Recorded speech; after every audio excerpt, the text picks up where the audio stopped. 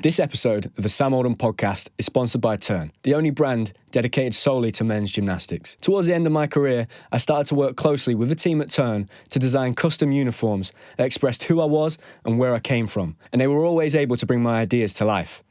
For years, I wore uncomfortable gymnastics clothing until I started to wear Turn, whose uniforms are built with their attention to detail and quality in mind. Go check them out now at turn-gymnastics.com and enjoy the episode. In 2006, David Eaton won a silver medal at the Melbourne Commonwealth Games for Wales. He represented Great Britain throughout the 1990s and early 2000s and became British champion in 2001. Dave's gymnastics career bridged two generations, and he was part of the British team that failed to qualify for the 2004 Athens Olympic Games, but he also went on to be an early player in the beginning of what became the golden generation of men's gymnastics in Britain. An opportunity to study and train in California ultimately led to the birth of Turn, which is now the leading men's gymnastics brand globally. And this is his story. Was that about spot on? Was that pretty good? Yeah. Yeah, did I miss any key milestones out there? No, that sounds pretty good. It's good to see. It's really good to see. It's really good to see you, mate. I've been excited to do this conversation probably since we started the podcast, because like I was saying just before we went live, there's almost like a big piece of the puzzle that is missing from my gymnastics knowledge within Great Britain. My knowledge of British gymnastics kind of starts from probably 2002 Commonwealth Games is the first competition I can kind of vaguely remember. I remember my dad coming to the gym to pick me up and telling me that Kanakai Jackson had done a triple somersault on the vault, which obviously he hadn't done. My dad didn't understand it, but I can remember seeing that with my eyes and thinking it was like the coolest thing ever. And that was the first kind of introduction I think I had. And then the next time I really saw anything was probably 2003. I got invited to Liverpool and I'd first made the GB team. So I was on the world-class start camp, if you can remember that. Right. And I kind of sat in their old office, up the spiral staircase. And they had a TV on, and I don't know whether at the time it was the 2003 World Championships live or they'd just put a videotape in. It wasn't men competing, it was like women competing, and I was just sat there waiting for my induction meeting, I think it was, and I was just watching these girls do double pikes off beam, these Chinese gymnasts, and thinking it was just incredible. And that was kind of the time that I guess you were probably coming towards your peak around that time, because you became British champion in 2001, competed at major championships, that Worlds event in 2003 that we will talk about. And then you, like I said in the intro, you bridged kind of two generations and you went on to compete at major championships alongside Lewis Smith, Dan Keatings, Christian Thomas when they first were getting into the team. As a junior, Dave, what was gymnastics like in Great Britain in the 90s? Because I imagine it was very different to, this weekend Sam just said that he was in Liverpool yesterday, and we've got the British happening and there's junior gymnasts competing in front of thousands of people in a big arena. What was it like back in the 90s?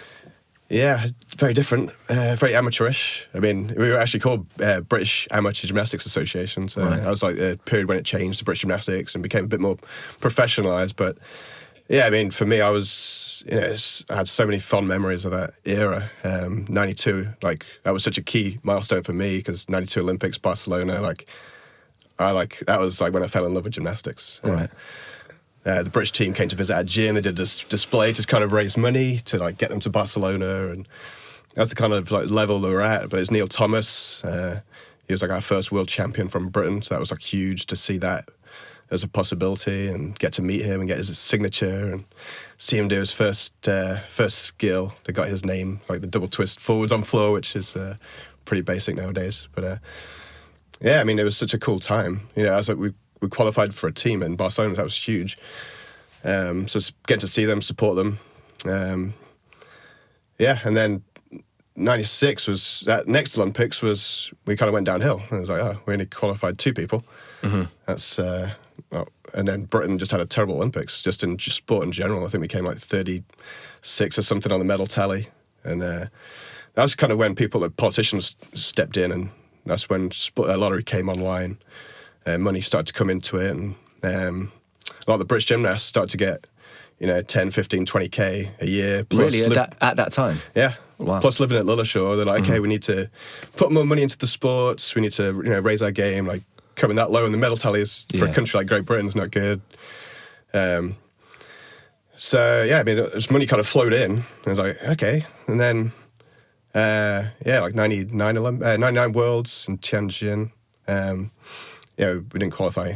We qualified one person. Craig went on to be Craig Heap. So we went down again. Like, even though the money came in. So was that money spread across like the age groups? Were the juniors seeing some of that as well? No, it was just literally a senior team. Yeah, they're like, John Atkinson was at the helm. He'd been this like king god like figure with British gymnastics for decades, and he was just like so focused on having a centralized training at Lilleshall. Like, that is what the Russians do. It's what we've got to do. It's how we build this platform of excellent gymnastics, and just put all of his eggs in that basket, and it just wasn't working. And had there been like a centralized system before that? Was it the first time he tried to? Yeah, he created it. Essentially, it was at the beginning of Lilleshall. That's where British gymnastics was based, and it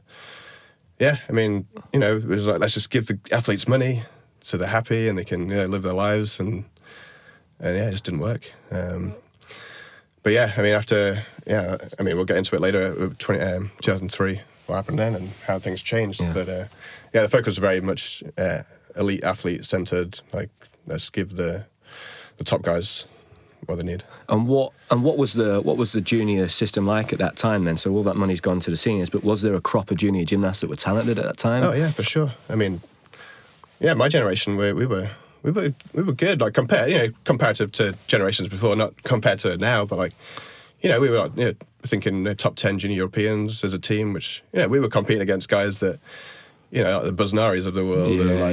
These guys that were like legends from countries that, they went on to become Olympic champions and Olympic medalists, from countries that you wouldn't even, consider like gymnastic powerhouses anymore. Can you remember what age you made the transition into the senior team, Dave? Yeah, so... Did you compete at the Commonwealth Games in '98? Yeah, I mean, it's different because I competed for Wales, so I got to sort of get into senior gymnastics a little bit earlier. And I was lucky with my personal coach, Trevor Lowe from Hinley. He just loved to travel. He was the editor of the British Gymnastics magazine, The Gymnast, and one of his jobs was to go and report on these international competitions, and he would just take us along. So one of my first experiences was going to like 93 Grand Prix in Paris, and he'd like give me a photographer accreditation. I got to go in the training gym and I'd go and meet all like my heroes. And so now, I mean, sorry, I forgot the question. It was about just when you made that transition to the senior team in kind of '98. How old were you in 1998 when you competed for Wales? Was that Kuala Lumpur? Yeah, I was like 17. Yeah, Kuala Lumpur. Yeah, but I'd competed, I'd go out to like Turkey and compete at the Bosphorus Cup when I was like 16 and compete against like Olympic champions. It was crazy. Competing against like the Russian team. When you go to junior Europeans and you in the training gym and you got all the seniors there as well. And I was kind of around it. Yeah, I mean, I competed as a senior 17 for the first time. Tell me a bit about the club in Hinley. Yeah. Because you're from Hinley. Yeah. So you grew up right next to the gym. I can see it from my bedroom window. Really? Yeah. Really? I mean, that's essentially how I got involved with gymnastics. That's amazing. Because I remember when I moved to Huntingdon, I moved in to live with Cameron McKenzie. Yeah. He was a gymnast there at the time, and his family, and his house was the closest house to the gym. And I dreamt about that since I was a kid. I used to think, imagine if I could like get a key made up so that I could like sneak into the gym when I can drive just by myself in the night time. And I had read that you'd lived like close to the gym. Just tell me a bit about that gym, mate, because for anyone that's not been there and follows gymnastics... Have you been there? I've been, yeah. I remember going to do I think I went to do like a competition in the lead up to a NDP competition to get onto the East Midlands team. And then I went back years later at like 17, 18 with Red Bull because they wanted to find a really dingy gym to do a photo shoot in. And I was just gobsmacked at how small it was and that like so many incredible... like gymnastics talents had come out of that gym, some of which that I went on to train with later. So just tell me about the gym, the structure, and how you were able to, because I think you won 3 Adam Shields as well at one point, back to back. So how did you get those results out of that facility? Yeah, I mean, it's all down to coaching. I mean, Trevor Lowe built that gym literally with his bare hands from scratch. And, I was just fortunate that was the park that I used to go and play soccer in. And, as most kids will play soccer. And that was just the building you went to when you wanted to go to the toilet. So I'd go in there and I saw a kid who was in my class. And the next week I went with him. And that was like my intro into gymnastics. And that was it then. I was hooked. But yeah, I mean, Trevor Lowe built that gym. It's I mean, what he's done with it. But he was able to take his ego aside, and he would realise he took us as far as he could get. And there's not many coaches that would do that, I don't think. No. And he would bring in, like when I was 12, my seminal year was 92. He brought in Vitaly Leontiev from Moscow Dynamo. Okay. And he was coached to Sergei Kharkov. Right. He was one of the main Soviet coaches. Yeah. And he came to coach like this group of kids in Hinkley, like teaching them how to do double back off rigs. And so that's when I went from doing gymnastics to being a gymnast. Right, okay. I made the British team, under 13, used to be that back then, under 13 national team later that year. And we went out to Moscow late that year. So like we were just travelling and having these amazing coaches coming over. Just being exposed to all of these different So after coaches, him, we had Vitaly, we had Sergey that went to Huntingdon a lot. I'm not sure how much we had Sergey. Okay, yeah. Then we had George George Podescu from Romania. Really? Okay. We drove out to Romania. Really? Trevor's minivan. And do you know what? Actually, when you say that, my first ever international, which was in 2005, I competed with Mitch Edwards, and Alex came, and my dad drove us to the airport in Trevor's minivan. And I'll never forget it because Sergey was going, my coach Sergey was going, and his ex-wife had made us these cakes, and it was the worst thing I've ever tasted. And I was trying to not disrespect him and like try and hide it and put it, because I was going to throw up. I was like gagging, and I hid it in Trevor's like minibus down the side of the seat. So I'll never forget. But yeah, since you said that, I remember his minibus. But do you think that was then Trevor's biggest strength, being able to park his ego? Because you are right, not a lot of people can do that, especially in gymnastics when your ego is typically very intertwined with the results of your gymnasts. And then go, okay, I can't teach you anything else here. I'm going to bring the people in that can. And also, how did he fund that? Yeah. Yeah, like his life. I mean, we were just so lucky. I mean, at my generation, Baz Colley, who's now the head coach of British Gymnastics, he was part of that as well. Like later on, after he finished school up in Aberdeen, he came down and joined us as well. And his whole life was just centered around us. Like getting us to experience not only the world of gymnastics but the world itself. And I mean, he opened our eyes to the possibility of what's out there. I mean, I just owe so much to him. And when did he bring Alex in, Dave? I think it was like 97. He came. He did a summer. He couldn't speak a word of English, and right. He brought Jen with him as well. And then he went back for a little bit, and then while Trevor was working out like how to bring him over full time. And then the next time did he bring Ruslan in at that point? Yeah. So they both came over. And how old were they? There was a bit of a gap. They had to stay because they couldn't. It was like because they were minors, so it's difficult to take minors out of a country. So they had to stay, and they were training with Rustam Sharipov in Kharkov. How old were they when they first came over? Can you remember? Yeah, they were 16, I think. Right. I mean, Jen was national champion in Ukraine. Was meant to be going to Junior Europeans, but they're like, well, you've left the country now, so you can't compete for us anymore. And were they incredible at that age when they first came over? Oh yeah, they were like next level. It was like getting a glimpse of why. You look at the Soviet teams of the past, and you're like, oh, like how are they so good? But then you're like. It was like, oh, that's why. And how did they train back then? Because I only saw them at the very end of their career. And Ruslan and Yevgeny, right, are very different gymnasts and completely different personalities. Yeah. And, Ruslan would be like the ultimate professional. Jen would be far from that towards the end of his career. But what were they like when they were 16? What was the training like then? How would they... And was Alex their coach in Ukraine? Yeah, for sure. Okay, right.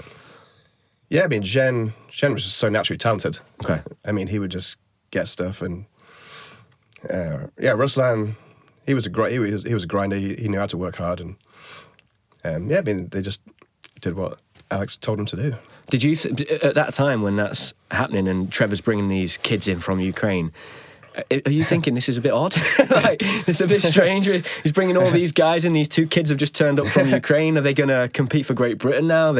What was the plan at that point when they first came? Was the plan, right, we're going to try and get you citizenship so you can compete for Great Britain? Do you know what I mean? It's almost like, I know that there was a spell a few years ago of like Cuban gymnasts not being allowed to compete in America because they would jump ship and then stay in America. Yeah, I mean, Charlie Tamai did that in 2003 Worlds. He stayed in, after Anaheim, he just stayed in. And just stayed and never went back. Was that the plan for them to compete? No, I mean, were they integrated into Trevor sent them back, actually. They went back and did Ukrainian championships, but they just got hacked. And they're like... By the Ukrainians, they didn't want them to do that. We don't want you on the team, so we're just going to... I mean, Ruslan, was a fantastic floor worker and just... How did you guys get around the fact that... So when it became obvious that they weren't going to be able to compete for Ukraine, that's when... Then at that point, right. So they asked the federation to release them, and they're like, no, you have to give us X amount of money. I never knew what that money was, but... So that money was paid? No. It wasn't paid? So then they just had to wait until they became British citizens. And it became... it was like 10 years, right? Yeah, until they became British citizens. So for that huge period of their career, they just lost their whole career. Yeah, I mean, they couldn't compete. It's a shame. It felt like, to me as well, like... They were almost like lab rats, and we just benefited from them. Because for me personally, I just watched them train every day. And it was like, I have this conversation with athletes that come on the podcast a lot. Once you get to the point where you're the best in your club, it's very hard then to, number one, motivate yourself. Number two, to see the next level. What have I got to get up to? And then to just be seeing that high-level gymnastics every single day. Particularly 10, 15 years ago, because the internet didn't exist in the capacity that it does now. You couldn't just watch the best gymnasts in the world. So I would just rely on them. They were like my benchmark and my barrier. And that certainly elevated the level of gymnastics that I was doing. But I think we all, my generation, benefited from that. And then those guys just missed that 10-year window of their career. I think by the time Ruslan was eligible to compete for the Europeans in 2008, there was an admin error. I can remember it had been taking him 10 years. He was ready. I think he'd just beat Fabian at competition against Germany. We went out to Switzerland, we got there, and there'd been an admin error, so he wasn't allowed to actually compete. So it wasn't until 2009 then that he was able to compete. And at this point, he's already nearly 30, which is a massive, massive shame. When you had that team at Hinley and you guys went on to win the British Team Championships, which is the Adam Shield, 3 times, how are you getting around the fact that you don't have a floor? Did you have a full vault run-up? No. No vault run-up. How does that even work? Yeah, I mean, I grew up on a tumble strip, a rod floor. Yeah, I mean, we'd go to Lilleshall once every Thursday evening after school. We'd all hop in Trevor's minivan and go up to Lilleshall and train. So we were like training, with the national team at the time. So that was like, we were little kids, and that was cool. We'd go and use the floor square, and closer to a big competition, we'd try and do that a little bit more. Right. So you got around it by doing that. Yeah, but like our vault run would start in a little corridor. A little corridor, I can remember that. I was like worried about somebody like running that because they're like, looking. I think that's incredible looking back. And again, you said like the name of British Gymnastics back then was British Amateur Association. So it really was that. And then we get into the 2000s. Around the 2000 Olympics time, were you in the mix for that team? 2000 was, just only because we had qualified that one person. So I was like, it was, Craig had done a fantastic job, with the system that he had to work within. He was. I have a lot of respect for Craig because the system. The coaches, they never got the coaches right at Lilleshall. Was really the big problem. Right. So they'd have all these guys centralised there, but the coaching was not good. What was the structure like? Were they there Monday to Friday to go home at the weekends? They were just there the whole time? Yeah, that's where they lived. Because growing up, we would hear stories of that generation of gymnasts were all doing cocaine and they were all getting pissed every weekend, and they crashed a car on the roundabout where there's a load of sheep, and then they walked back and they lost their car. That's what we'd hear from those guys that were based at Lilleshall. Was the culture back there, was it just the fact that they'd been given a load of money, they were just put in a place where there's nothing to do in Lilleshall? They probably didn't have the right structure in terms of coaching. Yeah. And then what do you expect a load of young lads to do? That's exactly right. Exactly right. Yeah, what do you expect? Were you based there at that time? Were you still at Hinley and you would travel? Yeah, we got complicated, and it kind of leads to the next section is because we hadn't qualified anybody, the UK lottery system, UK Sport had pulled out funding, and British Gymnastics was essentially funded by Sport England, and I'm Welsh, and like people like Baz were Scottish, and right. So we weren't actually formally invited to go and live at Lilleshall because we were Welsh and Scottish. Mm-hmm. So we would spend a lot of time there, but so it was strange, and we definitely got overlooked for international assignments. So that's kind of what kind of grew into my frustration. I was like, what do I do? Yeah. So this isn't working for me.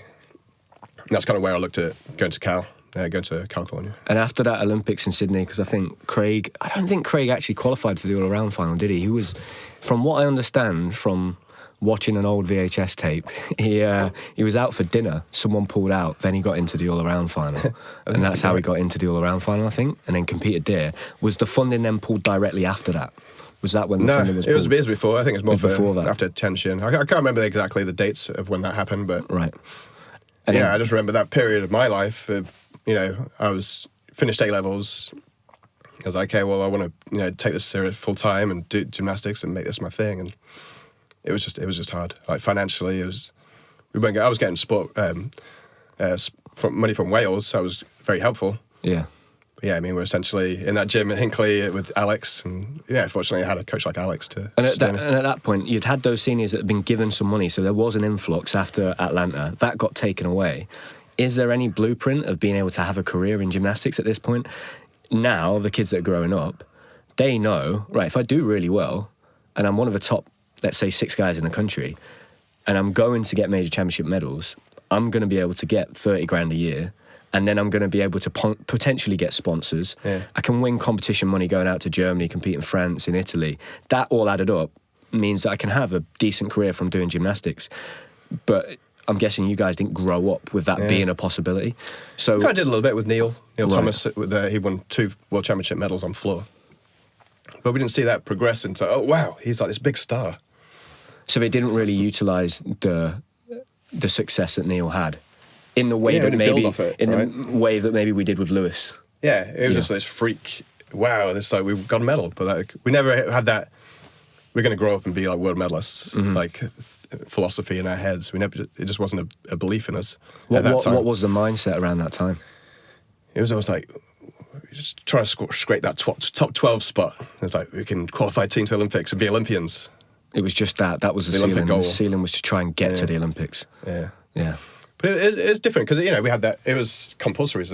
I've been enjoying you guys talking about compulsories and seeing Niall playing around doing the floor compulsories. And I was like, for me, I was not like a powerful, explosive gymnast, and I was like made for compulsory routines. I'd have crushed it. But so when that got axed, I was like, okay, gymnastics got a little bit harder for me at that stage. And then that's at that point, early 2000s, that's when you decide to make the move to go to America. How did that come about, Dave? Because I kind of know how that happens now, but back then, was there anyone that had done that before you? Yeah, we had a bit of a pipeline to Penn State. Right. When I was literally the generation, I overlapped with 1 year with Dominic Brindle. Okay. From Leeds. So he'd spent 4 years out in Penn State, and he'd come back, and he was one of the gymnasts who went to Atlanta in '96. But he went to college after his Olympic. Okay. So he kind of went there, and people had gone there before, sort of finished their career. I was going at the prime of my career, so it was very different, and had different expectations of what I wanted out of it. It was out of that frustration of like, okay, well, I'm not going to get invited to go to Lilleshall and train with my peers. So I found myself just wasting away a little bit, and I always want to do something more. I'm not much of a gambler, so I didn't want to put all my eggs in one basket. And go all in, which is what you kind of need to do, right, to make the Olympics. And we travelled out to Atlanta in '97 with Trevor, and stayed at a guy's house. And then they came and did what's the competition in Liverpool? The Northwest Open. Okay, yeah. Yeah, they did that one. And he stayed at my house, and then a couple of years later, he went on to go to Cal in Berkeley, and reached out to him and said, hey, can you speak to the coach for me? Is there any more spots? And the coach at that time, he'd just won back-to-back NCAA titles. So he was the Olympic coach to the Olympic team in Sydney. Right.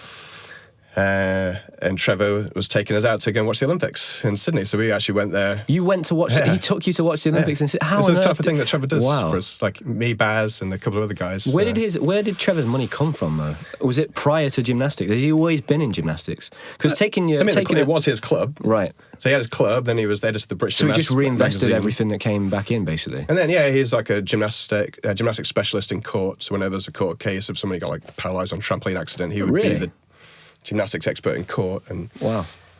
And he had no kids, he had no wife. Right. Like we were his, we were his life. So what was that like? Just to go off tangent, what was it like watching Sydney? Because like Nemov is like my favourite gymnast of all time, and then Sydney, like it was just the gymnastics he performed in Sydney was just incredible. Like, I still watch it back now, and I'm like, that guy could compete against anyone now, and he could still do incredibly well. One of my favourite memories of Nemov, we went to Europeans Night 7 in St. Petersburg, and it's his hometown, so he had like flare combination on floor, and he does his splits, right? So it's like hand up, and he's like waving in the crowd, like in his actual routine, really. Wow.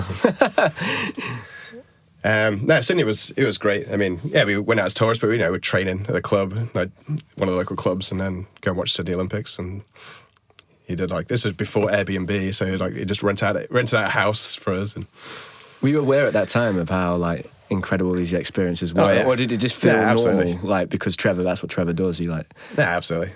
We knew how lucky we were. Maybe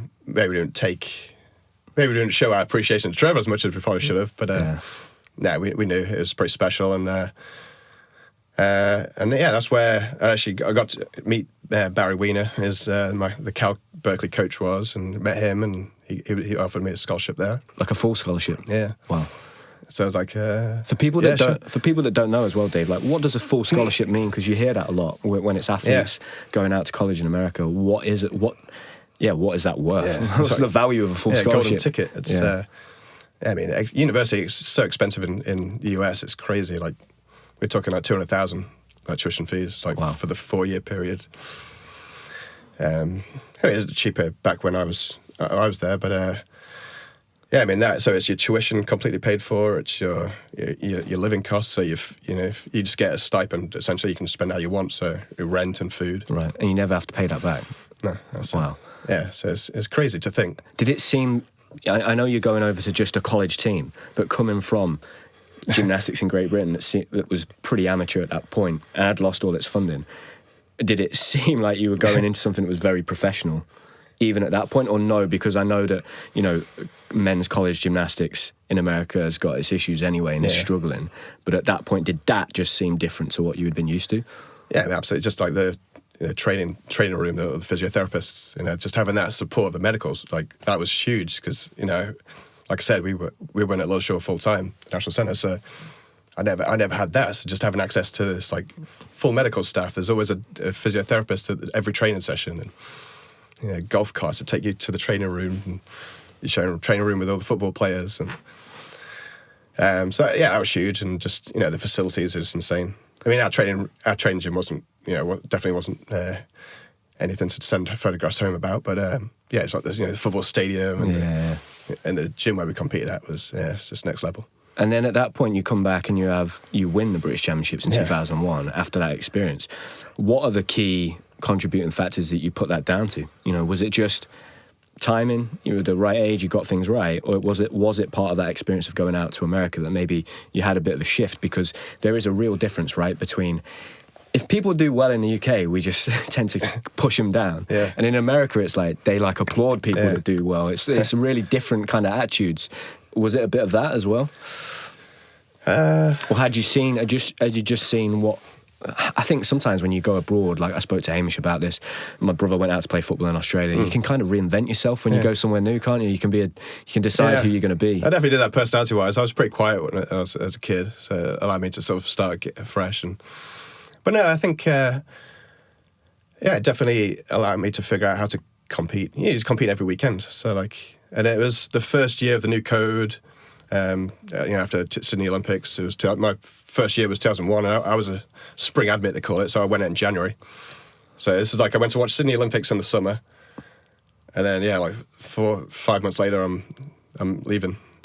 So that was an interesting period, just getting my life just ready to move, and telling Trevor I burst out crying. Trevor was crying, I'm leaving Trevor, and but it was obviously very happy for me, but it's the first year of the new vault. Before I was doing Yurchenko's on the old long horse, and then after Sydney, a lot of the top guys after Tianjin, and we didn't qualify as full team. A lot of the top guys like the Atherton brothers and Lee McDermott, they'd all retired, so it was just a void, and there just wasn't many gymnasts. Right. Okay. So I kind of looked out, and obviously timing's right, and. But just having that week back to back weekend competitions, I came back and I wasn't even talked about, mentioned on the British Gymnastics website. I kind of came in, and even before I left in December, I remember John Atkinson, I was like, "You're making a mistake, you shouldn't go to America." I'm like, okay, well, I get to make that decision. So I had a point to prove. And it was literally one of the times I felt so confident. I was like, had a point to prove, I'm feeling ready, I'm feeling fit, and I just did my routines. And what was the response when you moved out to America? Obviously, you spoke about John Atkinson then. They obviously, even now, I think there is still a bit of an issue with athletes that go out to America or go out to college.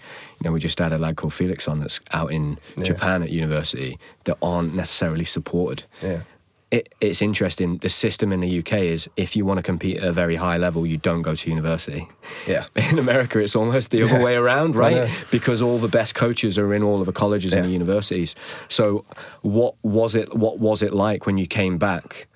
Did people embrace it or not really? You're then the British champion, so you've got to be selected for certain competitions, right? It can be awkward, right? Because I'm a British champion, but I'm in the US, so I can't come and do all those little control comps that lead to getting chosen for World Championships. So kind of by default, I got put on the World Championship team later that year, and then September 11th it happened, my freshman year, and travel changed, and Japan didn't even send it. It wasn't going to be a World Championships that year, and Japan decided not to go, and China sent a junior team. We went, and it was I remember there was military. We had to stay in a top security hotel, and it was crazy. And how did that go? That was in Ghent, right? Yeah. How did that go? What was that? The was literally my most disappointing experience out of gymnastics. Really? Yeah, we were the first session. We literally marched into compete at 8 a.m. Okay. So we had to leave the hotel at, I can't remember, 5:30 or something, and go and do an hour and a half in the back. And it was just empty. And this is everything I've worked for. This is the World Championships. And there's literally about 50 people in the crowd. Yeah. It was, so there's a lot of frustrations with my career. And I've had that, and it's kind of what led me to where I'm at now in my life. And it's quite demoralising, right, when you walk out, because I've had that experience as well, when you've dreamt of something when you were a kid and you go out and there's just no one there. Because it's hard. You then feel it just feels like a control comp. Yeah. You've not got that. When you're feeling those nerves and adrenaline, it's not a nice feeling. But when it's not there, you're like, no, I need that. That's what I need to compete and to perform. This doesn't feel like the real thing. This wasn't the dream that was sold to me, kind of thing. Yeah, exactly. Especially coming from America. There's not big crowds at men's gymnastics competition by any means, but the team brings the energy, and I got used to that pretty quick of having all the guys around me screaming and shouting. And what was it like then coming back to a team in Great Britain that was pretty demoralised? Yeah. Was it a case of quiet, someone does the routine, no support? Yeah, really? It's echoes around them. Yeah. It was tough, but I kind of fed off it a little bit in a certain way. When I competed at college, you couldn't even do a 3-minute warm-up. It was just you did your warm-up, general warm-up, and then it was just 6 routines in a row. Mm-hmm. So by the time you got to high bar and P bars, you hadn't done that for over an hour. Yeah. But it was no one touch or 3-minute warm-up. It was straight on to do your routine. So I was very efficient when it came out at British Championship in 2001. It was, I don't think I even did I was I'm not even going to do the one touch. I'm just going to show you my routines. So I tried to use that American experience I had and bring it over, and it worked. And then the next 2 years, going into 2002, then 2003, just explain that period for me, mate, because that is I do it. I'm guilty of doing it. When I talk in schools and I tell my assembly, I say, when I was a kid, the British team were ranked 23rd in the world. And it's a reference. Is that hard? Does that hurt? That being referenced all the time and being part of that team? And just break it down for me. Yeah. What were your expectations going into that competition? Because I was 10 years old. I don't know what's going on. What were the expectations, and just what was that experience like? Yeah, 2003 Worlds. I've thought about it a lot. It's had a lot of time to ponder over this one. 2003 was, like I said, we'd lost. It was the change of the guards. I guess the old generation, a lot of them retired. So literally, the pool of gymnasts that we were pulling from was already tiny. When you say small, what are we talking? Because today we'd be less than 8 gymnasts you would really put out at the World Championships. Because we could probably put out 20 guys now, and they'd be able to compete. Yeah. but we're talking less than 8 guys that could put their hand up. And look, look respectable. Yeah, a few more, but then we had a couple of injuries. Baz Colley he'd subluxed his shoulder, and essentially we had to make a decision. Do we put out? It was 5 up 4 count, so our first event was going to be pommel horse. So do we put Baz on the team and risk next event's rings, and his shoulder could just pop out again, and then we are out a guy for the rest of the competition, or do we put in Mark Freeman, who's more of a ring specialist? He was junior European rings champion, but he can't do pommels. So we had our first event. We know that if we don't qualify for the Olympics, British gymnastics funding is done. So there's so much pressure. And the first event was 4 count on pommels. And I just remember before we marched into the stadium, we were just looking around, oh man, this isn't a good vibe. I'm should I be an American? And it's come on guys, let's do this. I got a photograph actually. It was marching to our first event, and we just looked white as ghosts. Just really, the pressure on us it'd been building, because the preparation wasn't good. We'd been at Lilleshall, and we're all a bit antsy, and we had these injuries, so we weren't doing too good, and it just wasn't a very inspiring environment at Lilleshall. How did you feel during those times when you would walk into Lilleshall, Dave? Because when I grew up, to me, it was just an intimidating gym. Yeah. I didn't like the fact that the floors were hard and they were wooden. I think it made the floors cold, and straight away you walk in and you just feel right, I'm under pressure. That's what I felt like when you would walk in. The atmosphere was tense. It's different now because it's got soft floors everywhere. Yeah. Everything's nice. But back then when I was younger, you'd walk in and you think, here we go. Yeah. And I would feel that pressure and that atmosphere. It was in the air. Were you getting that? You said you had a lot of pressure on your shoulders. Was that actually coming from the coaching staff and the powers that be, or was it just you could feel it yourselves? A little bit, yeah. I mean, it was mentioned, little comments, but it was on you. You knew, if we don't perform. And what funding were you trying to rescue? Because you'd only had one gymnast in Sydney. How much funding were you trying to hold on to at that point? Yeah, it was more. That's a good question, actually. I don't think they had much left, but it was literally the entire men's program was going to lose its funding. Right. You were very aware of that. Jobs, yeah, we were very aware of it, and obviously, we wanted to make the Olympics. And were the guys still living at Lilleshall at that point? Yeah. There's only a couple though. So the environment. We had a Belarusian coach called Nikolai. Like I said, they never got coaching right at Lilleshall. All of the coaches that they brought in just were unable to create an inspiring environment to bring out the best in any gymnast. Do you think the coaches that came in just weren't invested in it? Do you think they just came in and they're I'm just going to get paid. I'll just coach? It was an era when, he's got a Russian accent. He's Russian coach. Right. He must be good. I was no. There was a lot of that, so they weren't really vetted well before. And we had Nikolai. He didn't coach us. He couldn't speak English. He coached Danny Lawrence from South Essex. He was the alternate, the reserve. But Alex was he would know everybody's P-bar width, everybody's springboard distance. He would lift us up onto rings and high bar. He knew everything. And then, literally on podium training, Martin, who was the head coach, was Nikolai is going to be the other coach on the floor. I'm what? Alex has been coaching us all summer. He knows Right. It was but he's the actual named he's paid as the coach. So he's got to be on the floor. Even though that's not necessarily best for the athletes to go out and perform. Yeah. Yeah. So there was things like that where it's and I lived in California, and not once did they ask me we're going to make these decisions and the preparation before. We went out to Anaheim, I think 3 weeks before the competition, and we were training. We were living in the hotel, across from the hotel where we were going to be moving into in a couple of weeks. We were driving, in rush hour, over an hour to get to a club gym, which didn't have enough mats, so I was arguing with the girls' team to get mats. And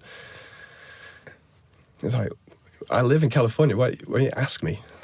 Was it difficult, Dave, when you look back at that now and that experience in 2003? Do you feel like you were just born at the wrong time? Are you I wish I had the opportunities that generation after me had? Yeah, definitely joke about it. I mean, I wish I had obviously Alex for a longer period of my career as well, and I don't have any regrets. I mean, I had such a fun experience. I mean, Trevor did everything. Like I said, Trevor gave us so much. It's like, I won't want to change anything by any means, but no, I mean, like I wouldn't change it. Yeah. And we're at that time when you are going into 2003. There is a very, very good group of young gymnasts, because at that point you've got Lewis, Dan Keatings, Christian, Max, there's just everyone. Yeah. We're all there in that young. Were you aware of that talent at that point? And did it seem different to what had come before? Because that's I look back at that now and I go, what? There was like, I remember being on a world-class start squad with literally my whole generation. Yeah. And nearly all of them went on to have good careers. Were you, as the senior guys at that point, aware of that or not?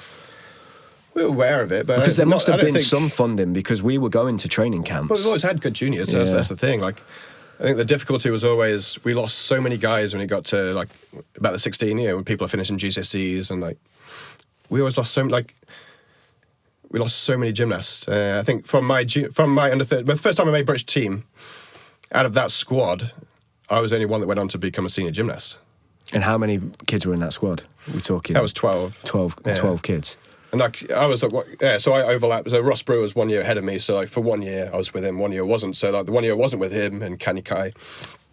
Yeah, that squad with likes of John Much, who was at Huntingdon, like Paul Hall's probably his first generation of guys. Like, I guess he went on to senior gymnast, but yeah, there was a big drop off, and I think. Yeah, maybe there's an expectation that, well, most of them probably quit anyway. Right. And was that a combination of there not being a pathway that existed? So when you're making that decision at 16, 17, 18, what do I do with my life?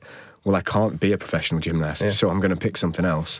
And then just not the right system and infrastructure in place. Yeah, I mean, so few people got invited to Lilleshall, and if you weren't at Lilleshall, you didn't get the funding, you weren't getting selected to go to British because they'd invested so much money in the guys that were at Lilleshall. So if you weren't one of those, then you weren't probably going to international competitions. So like, what am I doing? And was there no money invested into the juniors either? No. So it was just those guys at the top? I mean, I'll say that. I mean, yeah, we'd always get opportunities to go and compete internationally as a junior, so they had that part of it. But yeah, we weren't getting money in hand to do gymnastics. Yeah. And so 2003, you guys come 23rd. I imagine there was a lot of backlash after that.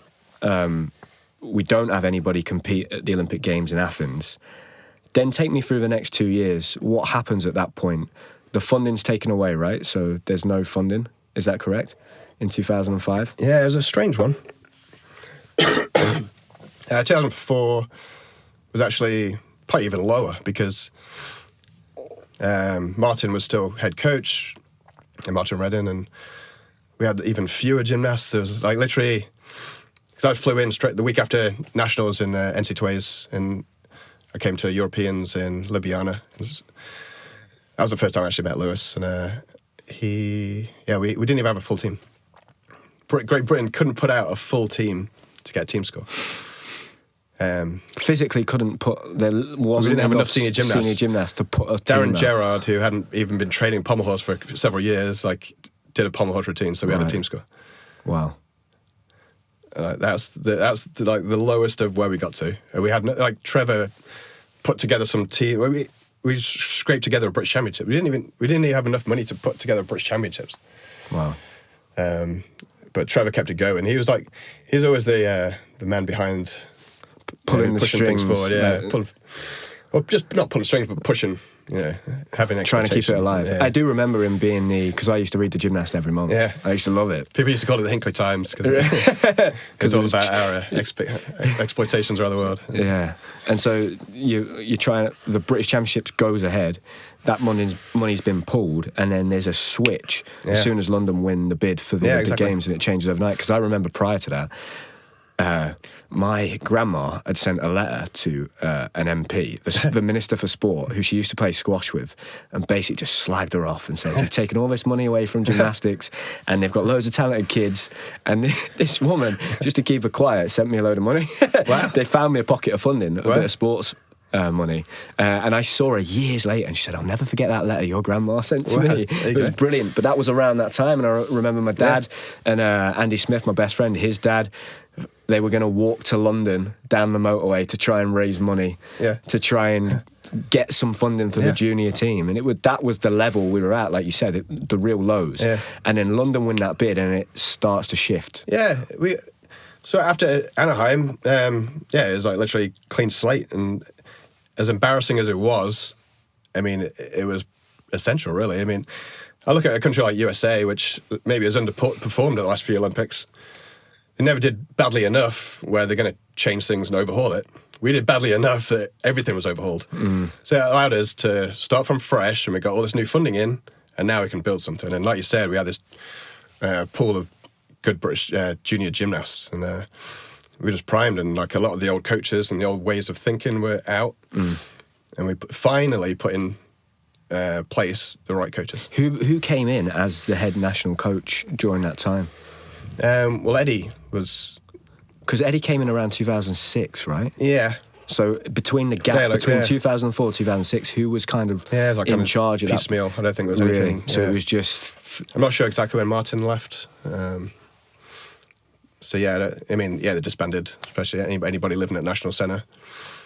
And piecemealed it together, really, I think. And when Eddie came in, and I asked you this question briefly before we started and went on air, because I remember being 13 or 14 and them starting the top squad, this new squad. Yeah. Seniors and juniors were going to train together all of the time, and we'd go for I think we had gone for an induction meeting. You'd meet Eddie, you'd meet you and your coach. But I was 14 at the time, so I can't really remember those conversations. Yeah. I imagine you had an initial conversation with Eddie when that first changed. And what can you remember about, was there a clear vision for what we were trying to do and what he was trying to do in the program he was trying to build? Or not, did that just kind of naturally evolve?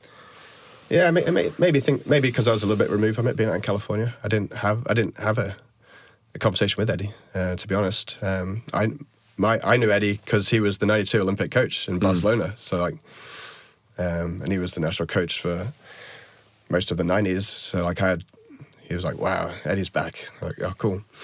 So I had great respect for Eddie, and I've always got on well with him. And so I was happy to see him back, but his role was very much outside the gym on a day-to-day basis. You didn't see him in the gym.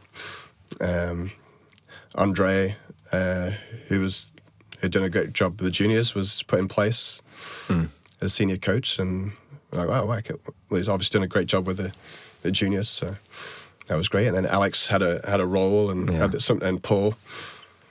Some of the personal coaches were brought in as part-time national coaches. I think they were technical advisors, weren't they? Yeah. And when I look back now, it was actually a really clever thing to do, because you had a real structure then. Yeah, because you're right. Eddie was the technical director, I think. Yeah. So he was managing. Yeah.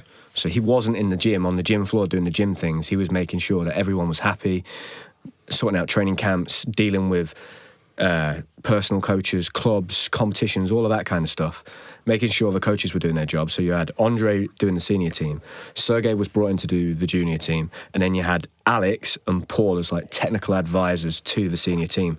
So there was a real now team and structure. And when you came back, because you were part of teams at major championships during that period, right? So you competed at the Europeans in 2007?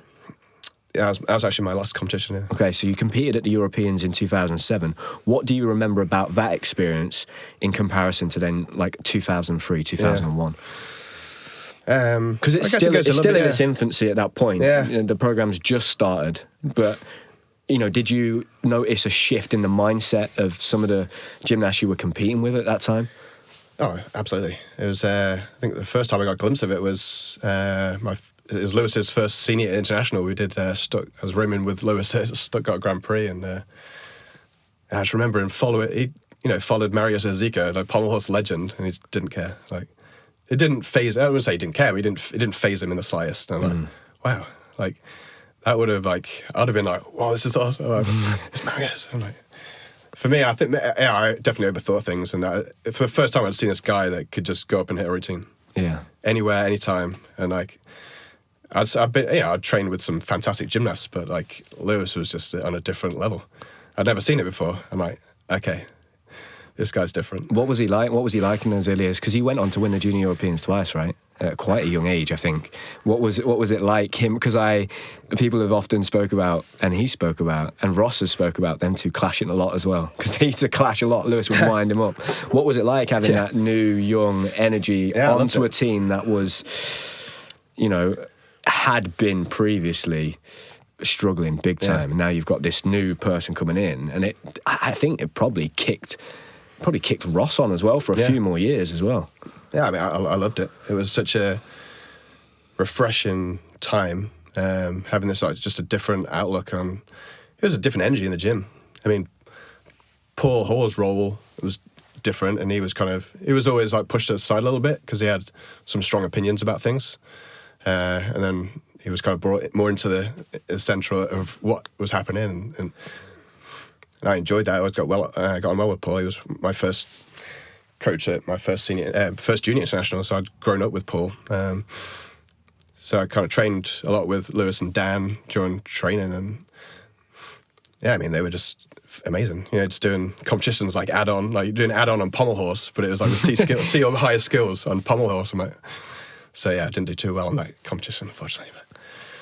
But it's a different training. Like I said, I think I mentioned it in the past. Like, training wasn't inspiring. Go in there and it'd be a grind. And now, like, I went back to see Baz. One of the, I think it was under 15 training, and I went in there. I'm like, holy crap, this is really cool. Like, guys are working their asses off, and they're exhausted, but they're smiling. Yeah. And it was never like that when I grew up. And they just found a way. I think. I guess we can talk about it later, but Baz and Scott Han, who was on the British team with me as well. Like I think Paul was probably the first one to do it, but they kind of gamified it. They figured out how to get the most out of this new generation, Gen Z, whatever it is, and how to play games and do things and compete in fun ways, right, during training. And they got so much more out of every gymnast. There was I definitely remember being a junior, and there just wasn't a barrier in my head. There just wasn't. I was like, oh, I'm going to try that. Why not? I think when Eddie first came in, I think when you talk about a plan, I think one of them was, like, get to here and then we can qualify for the Olympics.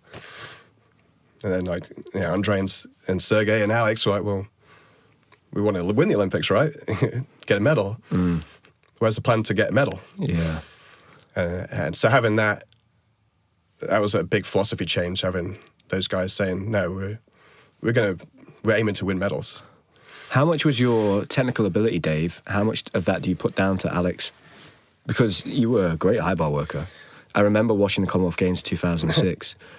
There wasn't really anybody, to be fair, 2000 Craig was doing some of the gymnastics on high bar that you were doing. But there wasn't really anybody that, when I came around 16, 17, 18, we were not great on high bar at all. We didn't have really many high bar workers. So I was starting to push things that no one around me was doing. But you were doing very high level technical gymnastics on high bar at that point. How much of that do you credit to Alex? Alex probably helped me least on high bar of anything. Right, okay. Actually, George from Romania, he actually taught me def. I don't know. I was always just able to turn, like, find handstands, and I don't know what it was about high bar. I just enjoyed it. It was like the one that was, like, gives you the most adrenaline. That's probably the one I missed most when since retiring is the feeling of doing a high bar dismount and just, like, feeling like flying. And, it's hard. I think that was the one that just fit me as a person the most. Having longer lines. I was never a strong gymnast. I didn't have the strongest legs, so I was never a floor and vault worker, having the facilities that Hinley had anyway. Pommels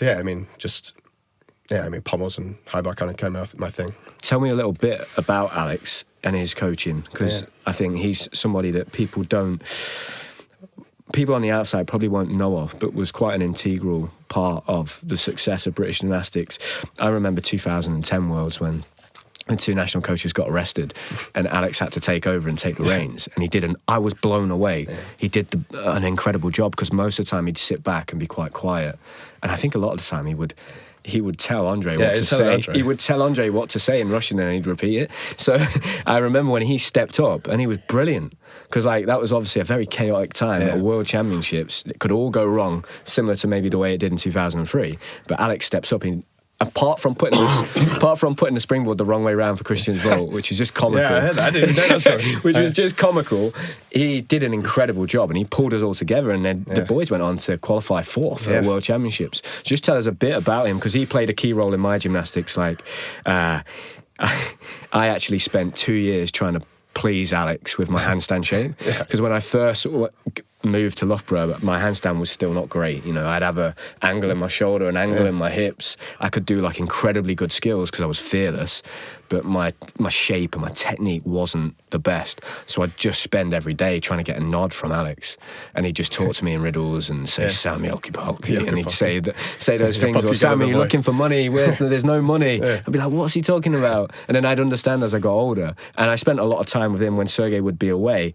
When he would travel, I'd be left with Alex and I'd train with Alex. So I became quite close with him, and I massively respected his knowledge. Just tell me a bit about that and the influence that did have on your career. I know you've said not particularly on high bar, but floor was the big one. He was such a technician. He was probably the last of the true sort of Soviet educated, that generation of coaches that they went to university to study gymnastics, and that included everything from psychology to anatomy and biomechanics. So he came from that. He was such a perfectionist in terms of technique. Did he have a little wooden man that he would get out? Yeah, he did. I'm not sure that was a coaching thing. I mean, a lot of Soviets do that, but I'm not sure it's because of lack of English or what. But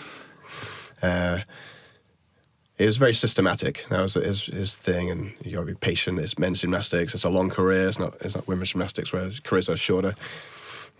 Patience, system, must be system. That was his thing. So he put this system in place, and I could literally tell you every turn I would take, in that training. I knew how many turns I was going to take, how many warm-ups, everything.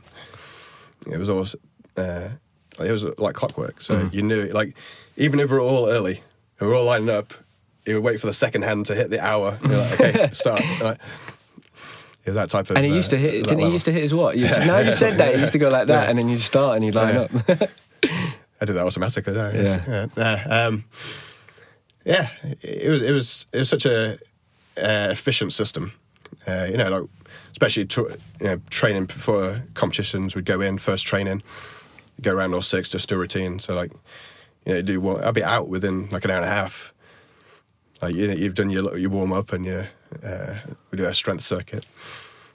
Take literally 1 or 2 turns and go routine, bang, bang, bang, and then we're out and then come back for the next training to fix things or improve. And you said that you went to visit him because you're back to watch the British Championships. I probably should have started with that, but you've come back as a British champion. They've invited you to come and watch the British this weekend.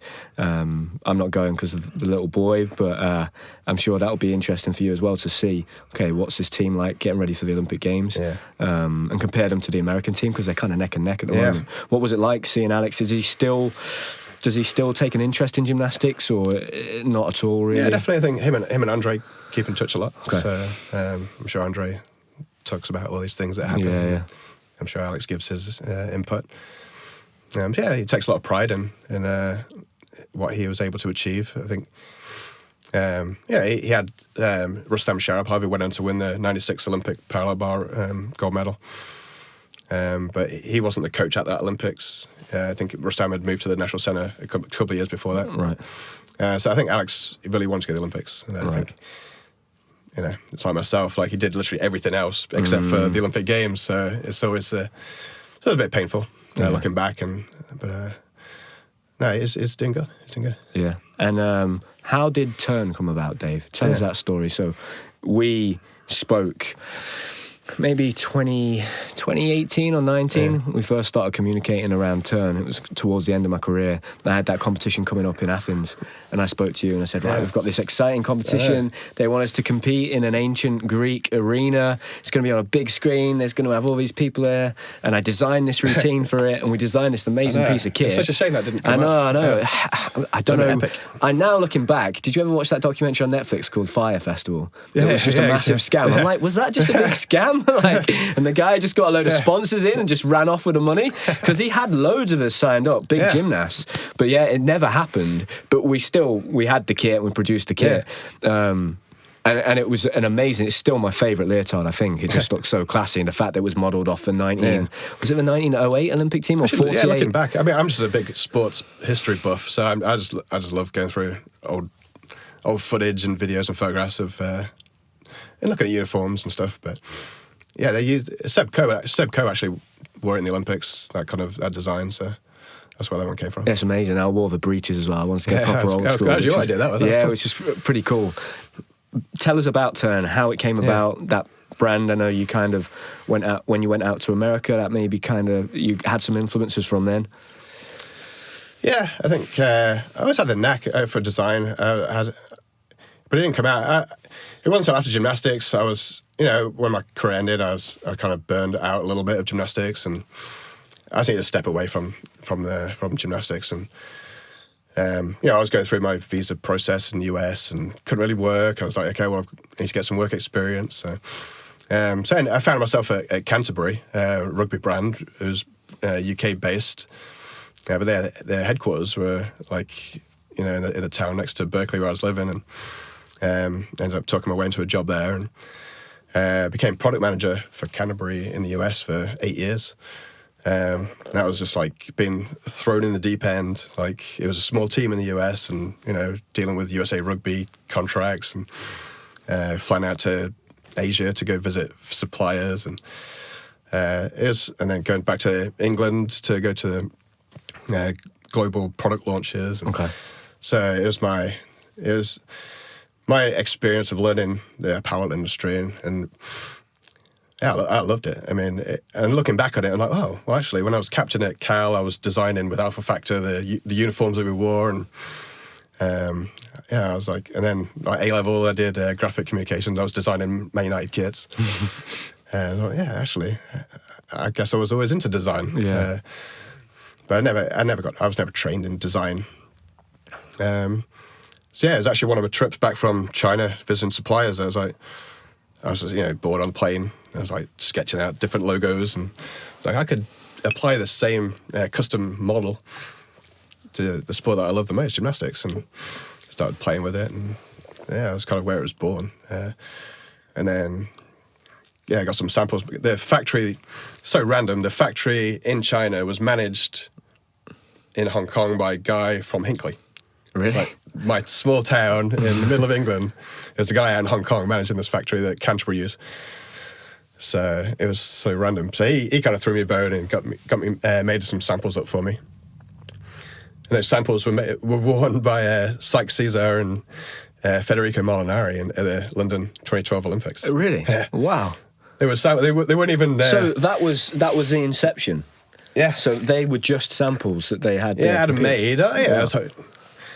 They were nice finished samples, but they were actually the head hole wasn't stretchy enough to get over the shoulders. So they had to, but they liked the design so much, so they wanted to wear it. So they squeezed in, and then just didn't take them off the whole after warm up and stuff. So yeah, then Federico Molinari from Argentina, he went on to make the rings final. I was like, he was the first gymnast to ever go to the Olympics. Then he actually made the rings final unexpectedly, and it's actually got some pretty good coverage. And it was an iconic design. And I was still working at Canterbury at the time. So it was 2 years where I was still working at Canterbury, building this business. And then eventually, it got too big, and I need to do this. This is going to be something. And what was the point at which it got to the point you could step away from the old business?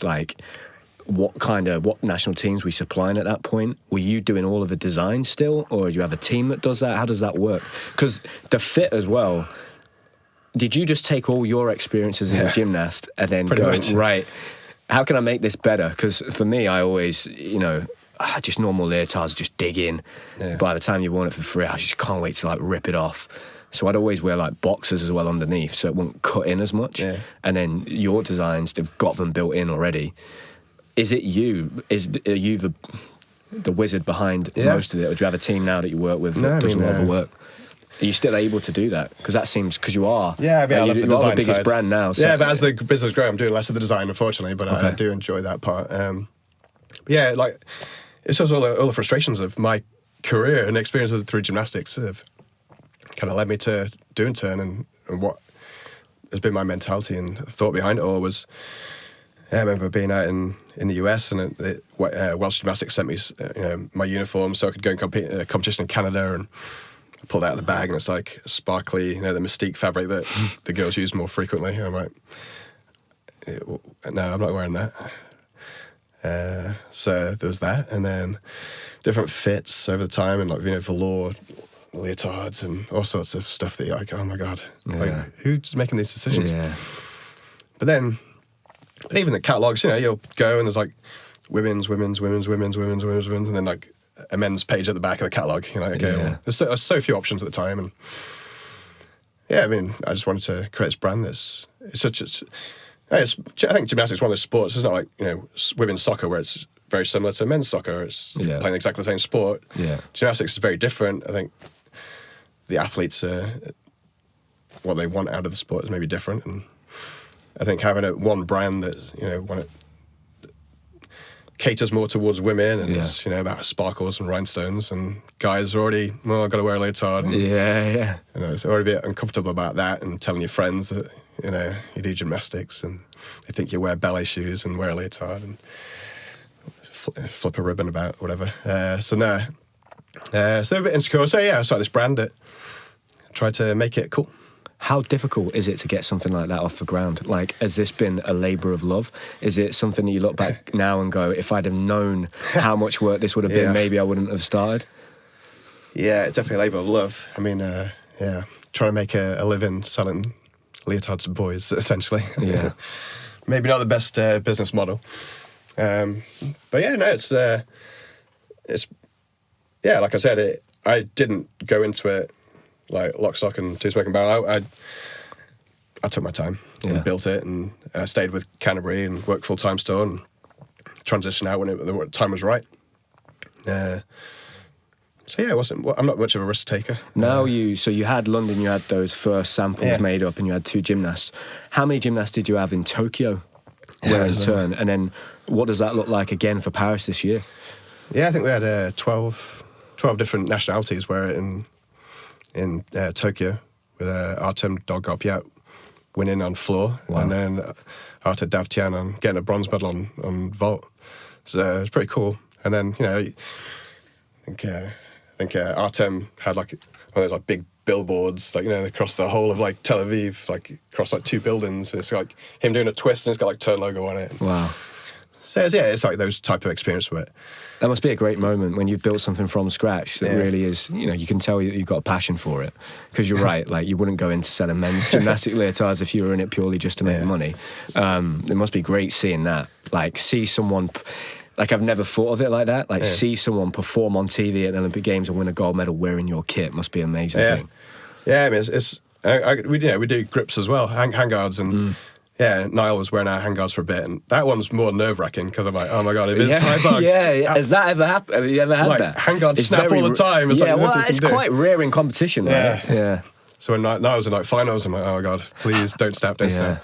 How aware are you of that, Dave? Because gymnasts talk all the time, don't they? And I know what happens a lot with, so we'll get into real product now. What happens a lot with handguards is, a lot of those companies that are based out in Germany that have literally the same name will start in like a small little factory or a guy's workshop. He'll make them by hand and the leather's brilliant. Then once he scales, they change the quality of a leather, and then I just start going through them. Like, there was a period of time where I'd go through, I think, Reich Sport ones, which were the ones with the red band. I was going through them every 6 weeks on rings. I was like, this is ridiculous. It's costing me 40 quid every 6 weeks to go through these handguards. Like, how aware are you of that? Like, do you, when you're bringing a new product out, like a pair of handguards, do you give them to a group they trial them for a period, you get feedback, and then you adjust? How does that work? Because I've never thought of that like that. Yeah, it's definitely an ongoing process, right? I mean, one of our mantras is never done perfecting. We're always looking to try and make things better. We'll bring in some stuff. One of the nice things is, I'm sample size, so I'll go and give it a first try. I messed up my shoulder last time, actually. I probably shouldn't do that much more. Have guys try it. A lot of the guys that I used to compete with are now like college coaches. Or, right, okay, so they'll get their athletes to...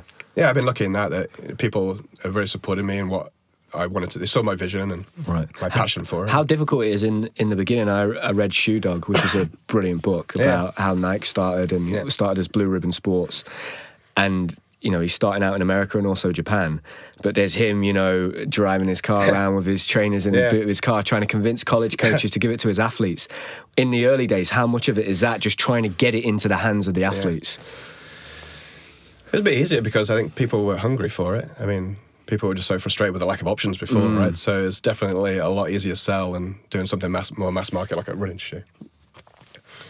I found it, like I say, I think a bit different because I had the contacts at high level. So I went straight in at the top and started working with national federations and college teams and then started to trickle down into clubs. Yeah. So I think most brands will start with clubs and local around them and then build up and go the other way. How do you go about that? How does that work? If you're going to a national team and you're trying to negotiate to be their kit supplier, is it what is that? How do those negotiations go? Because gymnastics is one of those sports where I remember having a conversation with. It was a lady that came into work at British Gymnastics, and she miffed me off from the first second because she said, "You guys don't have, this isn't a job anyway. You do this as a hobby, so you're lucky you get paid." And I was like, "Oh God!" So I just walked off because I was like, "We're not going to get on." And then she came back and she'd had a conversation. I think I'd asked about it had a sponsor. Now I don't know whether this was Gymshark or someone else, and they started at negotiating money, and it ended up just because they'd pissed them off so much. Right. It ended up that they just gave them kit. Yeah. That was it, to compete at the World Championships, European Championships, and have Gymshark on all the kit. Right. They ended up not even getting any money for it. Yeah. How difficult or easy is it in gymnastics? Because you're talking about a sport where there's not a lot of money. Is it a case of we'll just supply you for free? Yeah, I mean, and most teams say yes. Yeah, most of them are that. I mean, I think there's probably a handful of federations that can demand a cash part of a sponsorship. Like USA obviously has a big market underneath it, which, you can make a lot of money from. So they have that value. You're going to get some return of the investment. And so a lot of them, it's a balance, right? We sponsor Canada as a bigger gymnastics market. So there's definitely working with Canada. We have, a lot of the club teams that make it a worthwhile cost for us. Whereas, sponsoring the likes of Armenia, or it's not so we're getting inundated by requests from clubs in Armenia for. So it's a balance of doing marketing expense and. I think there's not many that can get paid for it, unfortunately. And what are your hopes? I get literally some of them have just come through WhatsApp. I mean, like Oleg Fanayev's like WhatsApp messaging me, like, "Hey, can you give us some uniforms?" I'm like, "Yeah, sure." Like Shatilov from Israel. Yeah, saw like Reese went it with Jamaica. And like I guess we're in the same mixed group or something. So, what about this Olympics in Paris, mate? What teams? Going to be wearing turn kit in Paris. What individuals that have got medal hopes? I mean, the two is the first time we're going to have two teams wear it. So Canada did a fantastic job qualifying. That was huge. They came fourth at World Championships, which is a huge result for them. So they qualified, and then Ukraine. That's just such an interesting story with qualifying 12th, and if Russia were there, they wouldn't have even qualified. Yeah. Obviously, everything terrible that's going over in that country. We'll have those two full teams, and then obviously still waiting for the final list of individual participants. But hopefully, I mean, is Artem? Is he competing at this Olympics? Yes, he's qualified. Yeah. So reigning Olympic champion going in. So that's another one. Davtyan as well. He'll be there. Yeah. Are there any other individuals that you're still waiting on, or that might have qualified already? I've not kept up with the qualification as much. We're going to be doing an episode on the World Cup circuit in a couple of weeks. It was actually one of Reece McClenaghan, who reached out and said, "Can you do an episode on the like Olympic qualification through the World Cup circuit?" And I was like, "Yeah, 100%. We'll look into that and do that." But it seems like it could be an exciting year then for the brand and the company. And your future plans, Dave? What are the plans, and what's your vision for the brand moving forward? Do you want to get one day? Can we have the Olympic team champions wear in turn? Is that like the end vision, or do you not really think of it like that? Yeah, I mean, it'd be great to see the GB team wear in turn one day, right? Yeah, definitely. It'd definitely be cool to work with British Gymnastics at some stage, and if that opportunity arises. But yeah, I mean, with Milano being produced in the UK, it's definitely a good partnership there. So yeah, I mean, the vision is to continue. I think working at Canterbury, Canterbury is such an iconic brand for rugby. And I was at Canterbury when they were trying to expand into soccer. They were doing sports sponsoring Portsmouth and teams all over Europe, and they were trying to expand into golf and fashion. And I just saw this brand that is such an iconic in one sport, and they tried to expand and become this big global player in the sports industry, and they failed and ended up going bankrupt and got taken over by a new group. And that was interesting to learn from. And I just want to create this iconic brand that just the kid can wear a gymnastics something and wear it to school and be proud that, hey, like, I'm a gymnast. And people, oh, that's cool, actually, that's nice. So that's the plan, and just keep producing the best product, listening to what people want. Are you looking forward to the British this weekend? Watching the guys compete? Really excited.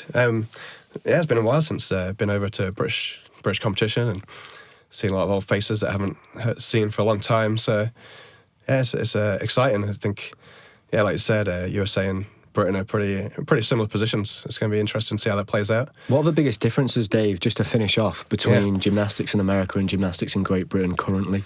What would you say they are? I think Britain does a better job with less. I think you look at America and what they've got, and you're like, how are you not, like, how is Britain even able to compete with you? Like, first off, and I think Brett McClure, Jason Woodnett, the guys that took over 4+ years ago now, they're very tuned in and dialed in and have done their research. And I think this is going to be definitely a different Olympic team. So I think Britain's going to have a difficult time beating them. I mean, they made changes. I think you look at the teams from 2012, 2016, definitely underperformed as a team, and they learned from those experiences. They made the changes. The guys weren't going out to international competitions enough. They're definitely, like, this year, they've been getting them out there and doing all the Grand Prix and World Cups and stuff. So, they've just got just a really strong crop of kids. It's a pretty new generation that now, 2-3 years into their sort of senior careers, are really peaking. Likes of Asher and Coy, Fred, Ewell. That's probably the core team, and then you got these like guys that are trying to get that last spot on the team. Brody, who's like world champion at high bar, still coming back. Stephen Nedorosic, pommel horse world champion. Like, who's going to get that last spot? I mean, it's a very strong team, isn't it? The American team. Dave, are you surprised that Great Britain have managed to stay at where we're at for this amount of time? I always say to people, like, a little bit what you said, we're such a small nation and a small country. I've always kind of said, look, as soon as things economically take a downturn in the UK, the first thing that will get cut is sport. And I just don't think we're big enough to keep getting results, but we still keep getting results, and it's been going on now for, if we say 2012 was a starting point, we're at 12 years down the line. I mean, I think we're one of the only countries. I think we're the only country that did better in the next Olympics in terms of how many medals we won after hosting. Yeah. So we got more medals in Rio really? Wow. Than we did in London. Yeah. I mean, I think, like, it's kind of similar to my club in Hinley, right? I mean, we do better with less, and if you've got that good system, that good coaching in place, you can do a lot. So it's using your resources. Yeah. Do you believe that the most important thing is the knowledge in the room? Absolutely, 100%. Yeah. And it's evident from this story with Hinley, the gym that you trained at. It's certainly. It'd be great if we could pop up some pictures of that gym. I think there are some pictures of me from that Red Bull shoot there, but it is. I mean, I don't know how big it is in terms of square foot. This is tiny gym. There's 2 levels. Yeah. The trampolines, like, you jump off the wall onto the trampoline, like, it's amazing. That gym, I've not seen Trevor in years. Yeah, even at high bar, I think we're doing like Kovacs timers when you start letting go, like we could clip our toes on the. I think my favourite memory of Trevor Lowe was the British in maybe 2009. And I was sat in the audience watching. It was like senior British, and I was still a junior. So I'm sat there watching, and I think Yevgeny was like under a bit of pressure to perform. And he'd like just made a mistake on like every Masters final. And it was high bar, and he was doing a great high bar routine. And he like caught I think he did a Rabalko, just caught on his fingers and swung out. And I could just see Trevor in the corner just hitting his head against the wall. And I'll never forget it. It's one of the best things I've ever seen. But I'll always be grateful for the role that Yevgeny and Ruslan played in my career. It's probably important to note as well that Ruslan passed away over a year ago now. When I was in Mexico, we were traveling at the time. I had a message from Dan Keatings. It's incredibly sad when that ever happens, but also the nature of the circumstances. And I don't know the ins and outs, but it's sad for me that I think one thing that's certainly come out in the last few years is that the gymnastics community isn't very good at looking after the people that have served it. And there's no support there. If you go to... I was fortunate enough to go to London 2012, right, and compete. And Ruslan was one of the guys that missed out. There were two guys that missed out. And I can't imagine there was any support for him after that. And that had been his whole life. He'd come over here when he was 16. So I think that I'd like to hope that lessons are learned from that. I'm not convinced that they are. But for me, it was incredibly sad. But I know that for me, I'll always have great memories of Ruslan and the time that I spent training with him and Yevgeny. And for the gymnastics fans out there, I've seen those two guys do stuff that I've just unbelievable, like way before anyone was even doing it. Some of the stuff that Ruslan could do on the floor. Oh, it's just ridiculous. And he'd come in sometimes and he'd train his normal routines for like, we competed at the World Championships in 2010, right? And so they go around and qualify fourth when Alex has to be the coach. And an amazing memory of Ruslan. And the American team were going around with the GB team in the final. And one of the Americans said to Ruslan, "Come on, guys, point your toes." And he took massive offence to it. Like, he's saying my gymnastics is really basic. So we went into the training gym the next day, and Ruslan just started doing this gymnastics I've never seen him do. I was like, what's going on? He was doing like Azerian to Maltese, like Nakayama to Maltese, never seen him do it. He went on high bar and caught a casino, never seen him do it. He went on to P-bars and did like a double straddle front to upper arms.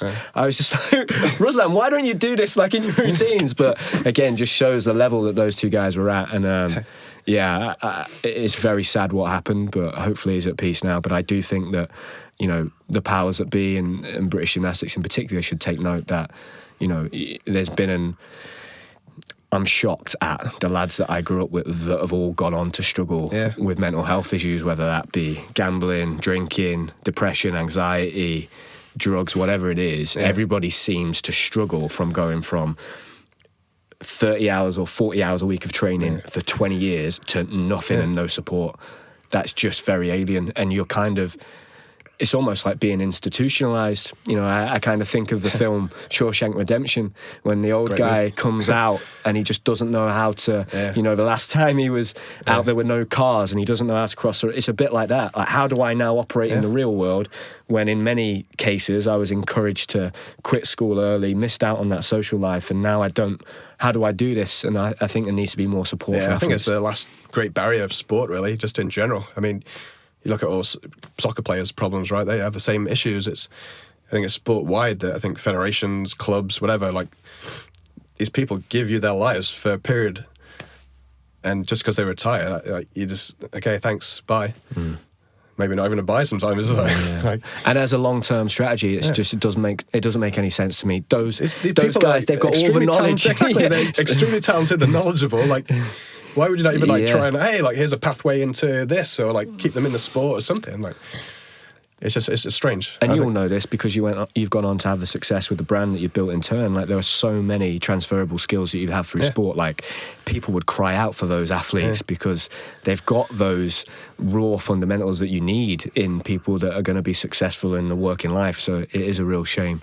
But hopefully, somebody listens to this and they think the next time that someone comes to retire, because that will happen this year, right? There'll be some guys that retire after Tokyo, and hopefully they'll have that support this time around. But Dave, thank you very much, mate. It's been a pleasure. Yeah, thank you for everything. I love the podcast. You're very welcome. Thank you.